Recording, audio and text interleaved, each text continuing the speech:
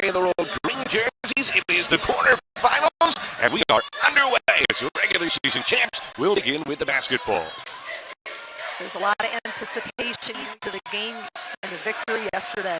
4 of 7 off the bench, had 9 points, an open jumper, and there's Monet. Davis pointed to as the most improved on the Tribe's roster each of the last 2 years. Backdoor cut, and Dorsey makes her presence felt early. From Rolf, she hit some threes yesterday, but they're going to need her length here today as well. Dance feeling it in the early going.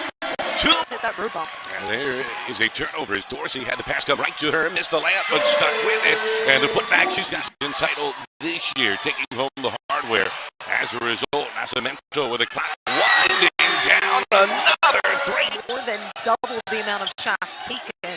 They're getting more opportunities. Here's Gaddis right into the game, immediately making her presence felt. But they know her potential, and that's what they want to see. Gaddis bangs it in, palms it. Howard feeling it as she comes in, draws a double team, gets it out to Jessup, who answers. The Washington, D.C.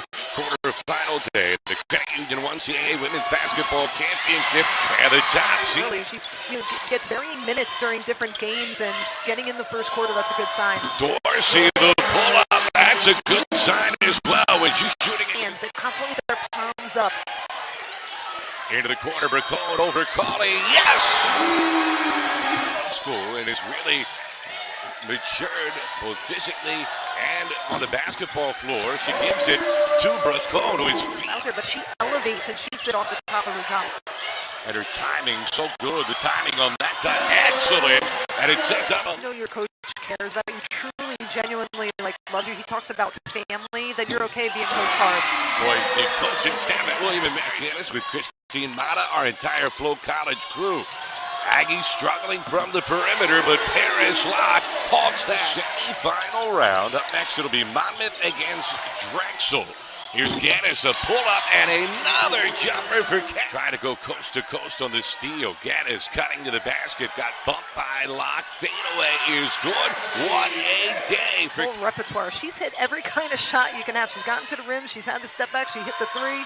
James bearing the triple. Played the game her whole life against bigger kids, and she feels comfortable on the big stage.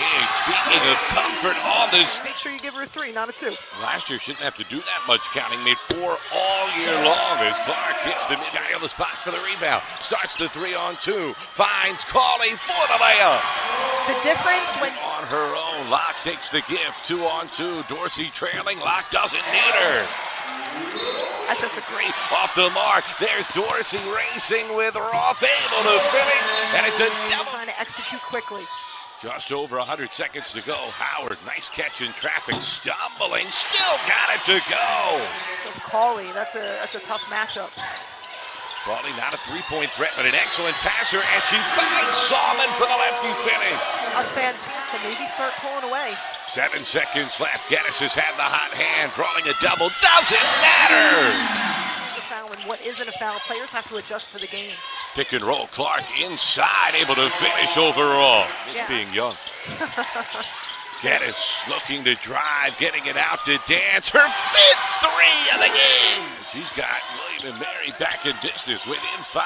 Dorsey backdoor. What a cut from Locke, and an even better pass to set up. Go to Dorsey, and you don't see the cut on the weak side. Great vision by Jordan. Back to a 7-point game. Nascimento, the response. They really instead. The toughest call in sports goes against the Tribe. 7-point deficit. Dance flipping it off the window. And then pull down a big board. Gaddis finding Dan. She's feeling it. Number 6. Time to play against the boards. Gaddis has 19, 7, and 3. Trying to add to that total, and she does. Bracone gonna have to do something. Looks at the clock. She's 4 remaining. To the big tick, to the bucket, able to get the. Gaddis off the screen from Salmon.